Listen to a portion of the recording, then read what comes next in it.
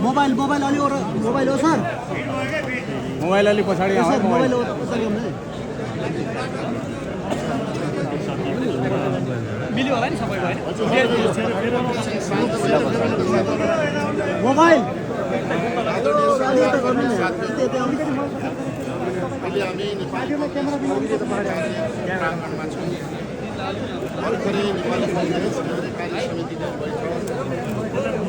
लामो प्रतीक्षापछि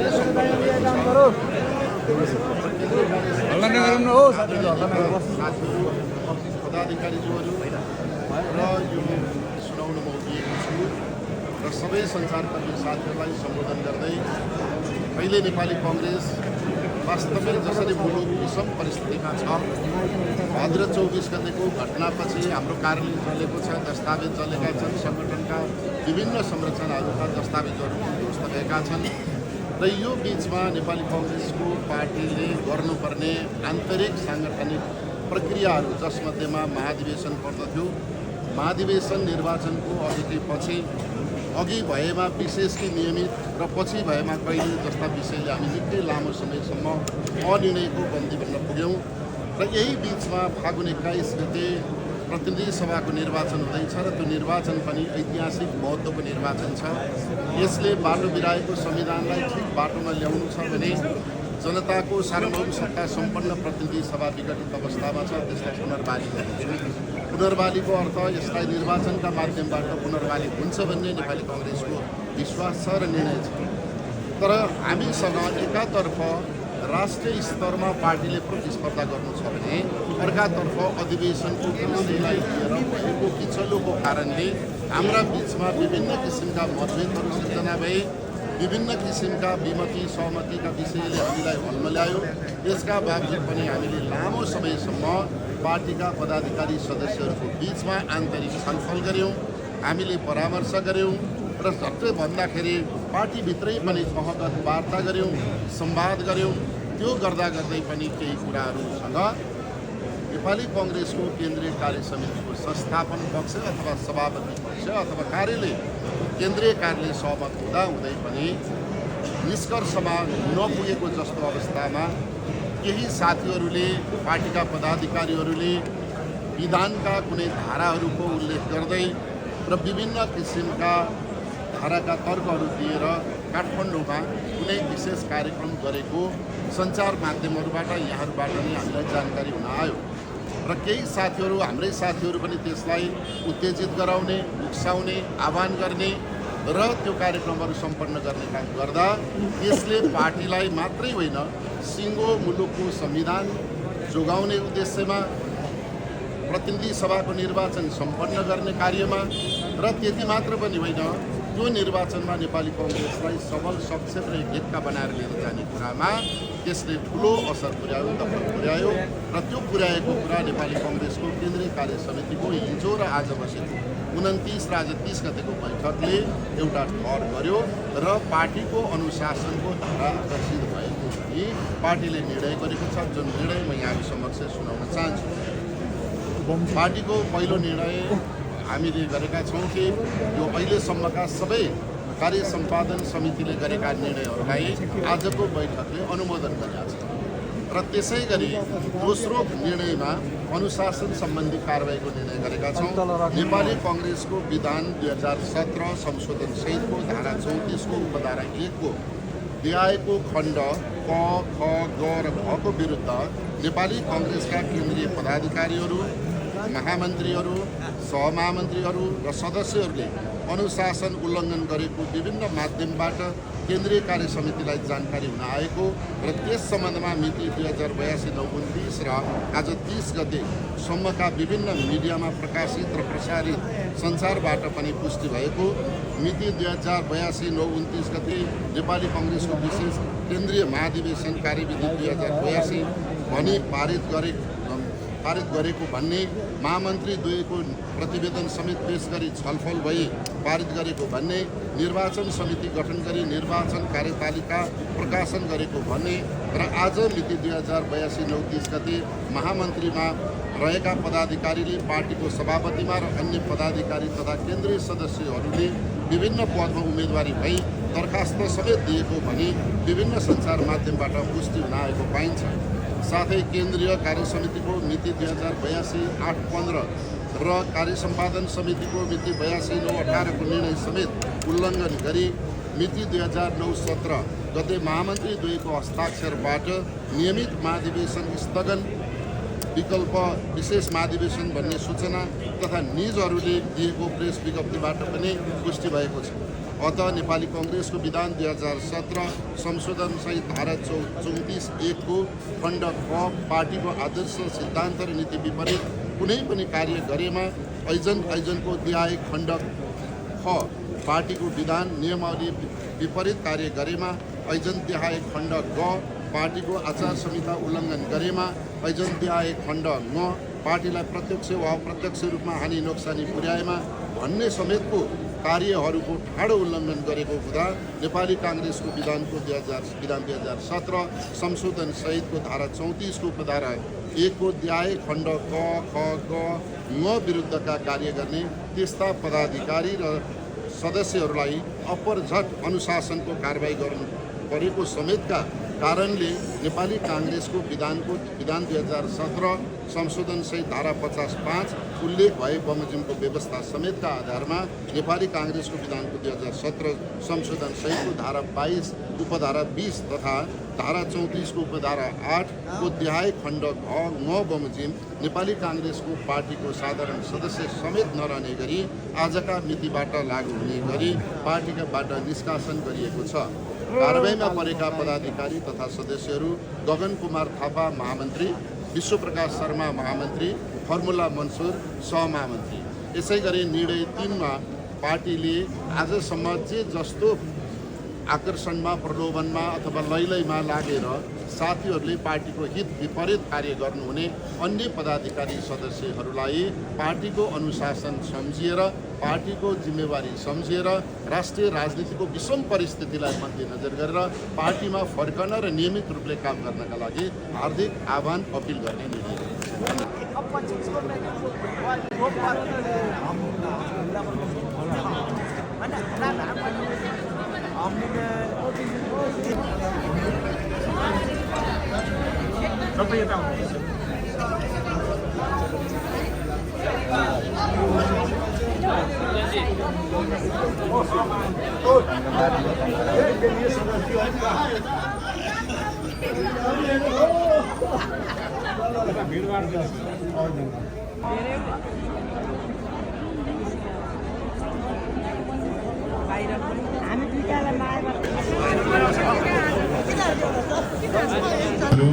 पूर्व पदाधिकारीज्यूहरू, केन्द्रीय सदस्यज्यूहरू र आज नेपाली कङ्ग्रेसले आयोजना गरेको यो पत्रकार सम्मेलनमा सहभागी हुनुभएका सम्पूर्ण सञ्चारकर्मी साथीहरू र यो कार्यक्रम पत्रकार सम्मेलनमा नेपाली कङ्ग्रेसको अहिलेको आन्तरिक विविध कारण सहभागी हुन, हेर्न, चासो राख्न आउनुभएका नेपाली कङ्ग्रेसका विभिन्न तह र जिम्मेवारीमा रहनुभएका नेता साथीहरू, शुभेच्छुक, शुभचिन्तक, समर्थक, मतदाता साथीहरू र सहयोगी सबै साथीहरू प्रति म हार्दिक जय नेपालको अभिवादन व्यक्त गर्दछु। अहिले नेपालको राजनीतिलाई जसरी लैजानु पर्थ्यो त्यो तर्फ अगाडि बढिराखेको बेला अकस्मात जसरी भाद्र 24 गतेको घटना, तर पार्टीमा यति बेला पार्टी कार्यालय कसको, पार्टीको झण्डा कसको, चुनाव चिन्ह कसको भनेर स्थापित राजनीतिक दलका विरुद्ध जुन जुन षड्यन्त्र हुँदैछ त्यो षड्यन्त्रलाई चिर्नका लागि आज हामीले नेपाली कङ्ग्रेसको केन्द्रीय कार्यालयको यो प्राङ्गणमा कार्यवाहक सभापति आदरणीय नेता पूर्णबहादुर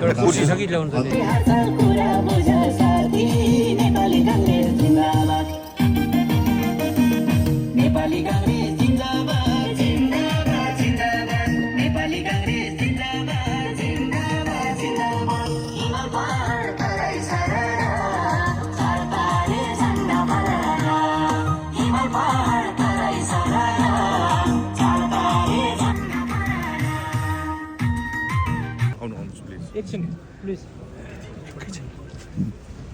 जननायक बिपी कोइरालाको सम्झनामा र सम्मानमा स्थापित बिपी स्मृति भवन नेपाली काङ्ग्रेसको केन्द्रीय कार्यालयको प्राङ्गणमा सबै पत्रकार मित्रहरूलाई पार्टी केन्द्रीय कार्य समितिको तर्फबाट हार्दिक स्वागत गर्न चाहन्छु। पार्टीका सबै पदाधिकारी साथीहरू, पूर्व पदाधिकारी साथीहरू, पार्टीका नेता डाक्टर शेखर कोइरालाजी, पार्टीका सबै केन्द्रीय सदस्य साथीहरू, आमन्त्रित केन्द्रीय सदस्य साथीहरू, प्रदेश सभापतिजीहरू, जिल्ला सभापतिजीहरू, भारतीय स्वीकृति संस्थाका सबै प्रमुखहरू र उपस्थित पार्टीको विभिन्न तहमा रहनुभएका सबै आदरणीय नेता साथीहरू, नेपाली जनताका प्राप्त सङ्घीय लोकतान्त्रिक गणतन्त्र समावेशिताको आधारमा प्राप्त प्रतित्वको व्यवस्था सहितको अधिकारलाई पार्टीभित्रैबाट केही व्यक्तिहरूले विशेष महाधिवेशनको नाममा केही समयदेखि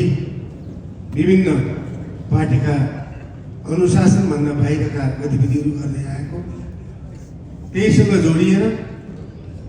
केही दिन अगाडि विशेष महाधिवेशनको नाममा भेला बोलाएर पार्टीको विधान विपरीत, विधानले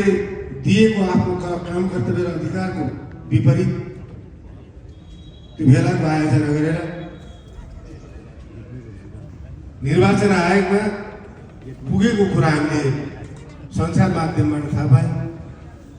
र हामीले अझै मात्र सञ्चार माध्यमकै मार्फत प्राप्त गरेका जानकारीको आधारमा हामी आज सिङ्गो केन्द्रीय कार्य समिति निर्वाचन आयोगको बिहान 10 बजी गएर हामीले आफ्ना वैधानिक कुराहरू, हाम्रा आफ्ना अधिकारका कुराहरू, नेपाली काङ्ग्रेसको विधान सबै विषयका बारेमा हामीले निर्वाचन आयोगको गम्भीर ध्यान गराएर आएका छौँ। यसै सन्दर्भमा म तपाईँहरूको अगाडि पहिलो प्रश्न पार्न चाहन्छु। नेपाली काङ्ग्रेसको विधानले कुनै पनि प्रकृतिको महाधिवेशन अधिवेशन गर्ने अधिकार, गराउने अधिकार केवल नेपाली काङ्ग्रेसको केन्द्रीय समितिलाई मात्रै दिएको छ। सबै ठाउँमा तत्कालीन महामन्त्रीहरू सहभागी हुनुहुन्छ। केन्द्रीय समितिका कतिपय साथीहरू अन्त कतै दौड्नु भएको छ भन्ने मैले सुनेको छु। उहाँहरू पनि मङ्सिरको 15 गतिको सर्वसमिति केन्द्रीय समितिको बैठकमा कार्यक्रम निर्धारण गर्दा उहाँहरू पनि सबै उपस्थित हुनुहुन्छ। त्यसरी हामीले यो प्रक्रियालाई अगाडि बढाएर नियमित मार्गको प्रक्रिया अगाडि बढायौँ। र अर्को महत्त्वपूर्ण कुरो मङ्सिर 18 को कार्यसभाको बैठकमा हामीले गर्यौँ कि फागुन 21 को आम निर्वाचनको प्रक्रिया अगाडि बढिसक्यो। पार्टीले बन्द सूची मार्फत समानुपातिक उम्मेदवारहरूको उम्मेदवारी निर्वाचन आयोगमा दर्ता गरिसक्यो। राष्ट्रिय सभाको उम्मेदवारी दिइसकेको अवस्था भयो र सिङ्गो मुलुक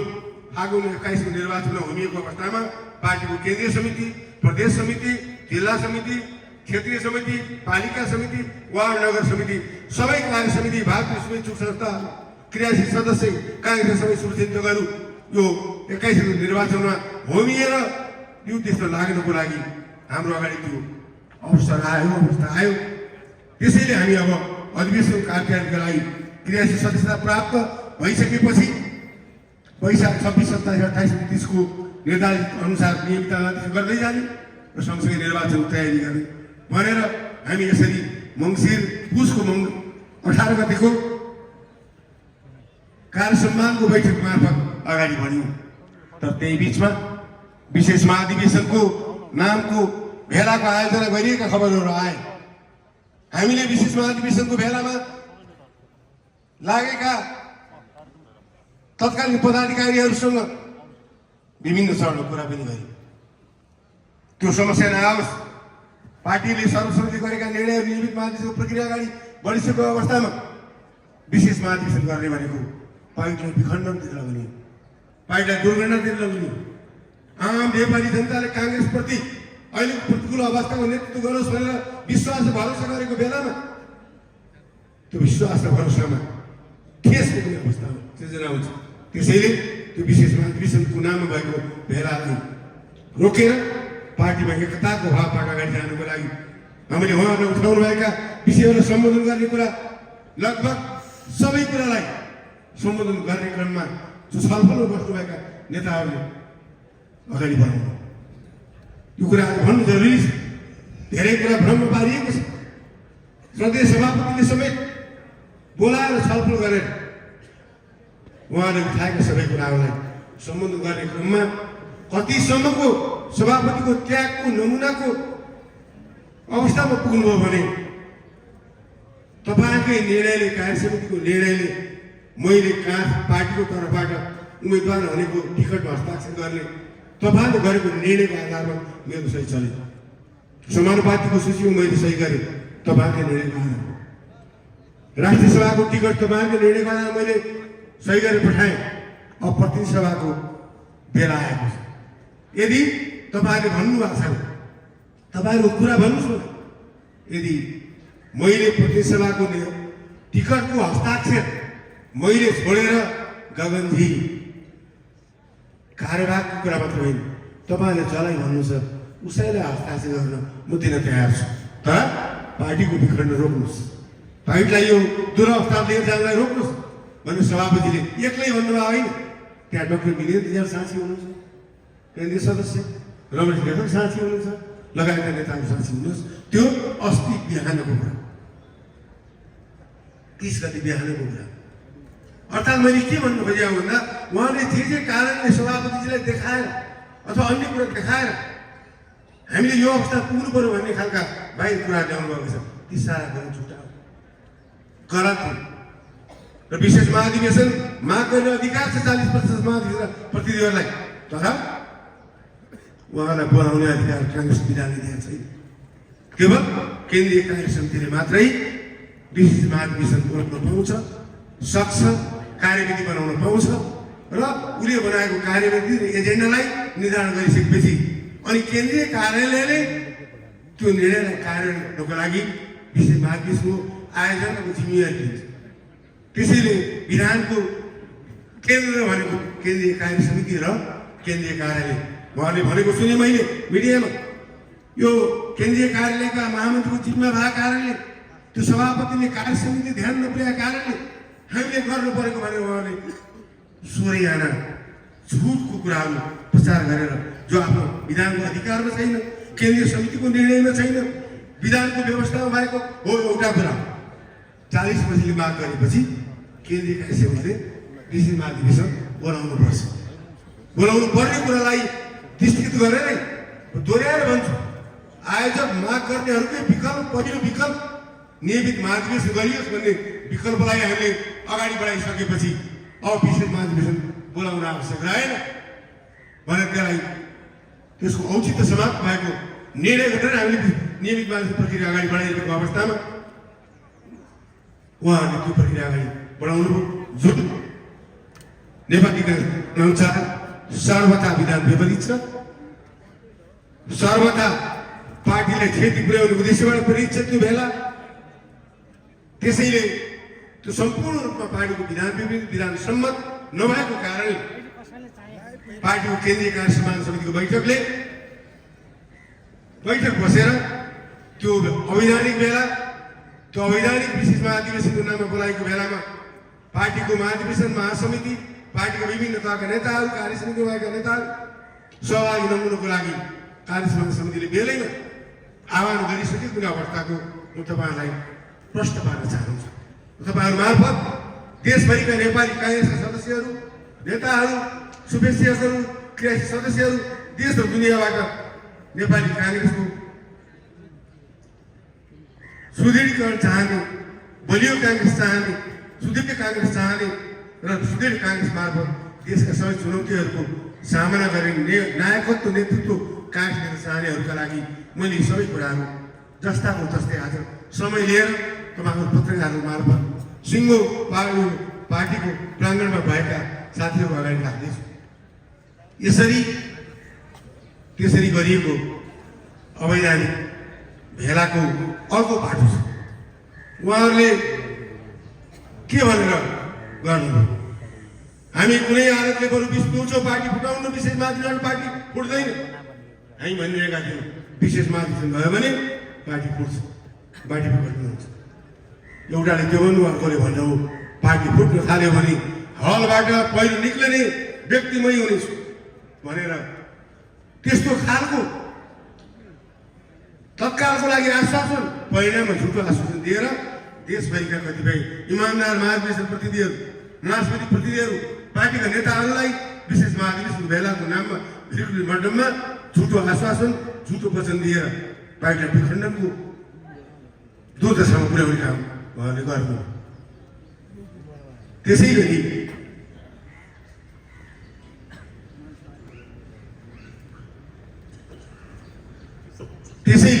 यी सबै कुराहरूलाई प्रश्न पार्दै म फेरि नेपाली काङ्ग्रेसको तर्फबाट भन्न चाहन्छु, पार्टीको तर्फबाट भन्न चाहन्छु, नेपाली काङ्ग्रेसको सभापति 14औं महाधिवेशनको निर्वाचनबाट महाधिवेशन प्रतिनिधिहरूबाट पदाधिकारीसँग केन्द्रीय कार्य समिति छ, विभिन्न तहका प्रदेश जिल्ला क्षेत्र वडा तह सबै कार्य समिति छन्। हामीले विधानको व्यवस्था अनुसार नै क्रियाशील सदस्य नटुङ्गिएको कारणले विधानमा भएको व्यवस्था अनुसार जेठ मसान्तको समयलाई सबै तहका पार्टीका संरचनाहरूको म्याद थपेर हामीले त्यो नयाँ कार्यतालिका संशोधन सहित अगाडि बढाएका छौँ। त्यसैले यी कुराहरू तपाईँहरूको अगाडि राख्दै हामी निर्वाचन आयोगलाई बिहान अहिले पनि भन्न चाहन्छु, पार्टीको तर्फबाट पार्टीको विधान, नेपाली काङ्ग्रेसको विधान, मुलुकको संविधान, निर्वाचनको ऐन, दलको ऐनहरू, दलीय दलहरूसँग सम्बन्धित ऐनहरूको आधारभन्दा अलिकति तलमाथि भएर यदि निर्वाचन आयोगलाई षड्यन्त्र परेर दबाव परेर ठुलो लोकतन्त्रमाथि मडारिएको कालो बादल संविधानमाथि मडारिएको कालो बादललाई साथ दिँदै यदि निर्वाचन आयोगले नेपाली काङ्ग्रेसको विधान विपरीत अन्यथा निर्णय गर्यो भने नेपाली काङ्ग्रेस देशभरि आन्दोलन गर्नुभएका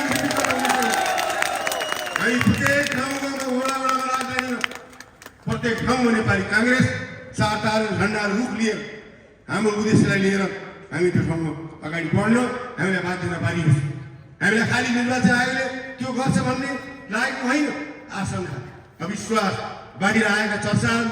सञ्चार माध्यमले लेखेका चर्चाहरू यो पनि मिलाए त्यो पनि मिलाए त्यो पनि मिलाए भनेर अत्यन्त गलत तरिकाले गरेको प्रचार आधारमा मैले यो कुरा भन्ने अवस्था पुगेको। त्यसैले हामी संयम छौँ। हामी यो निर्वाचन मार्फत संविधानलाई डिरेल भएको संविधानलाई ट्र्याकमा ल्याउन चाहन्छौँ। त्यसैले हामी यो फागुन 21 निर्वाचनलाई प्रथम महत्त्व दिएर नेपाली काङ्ग्रेस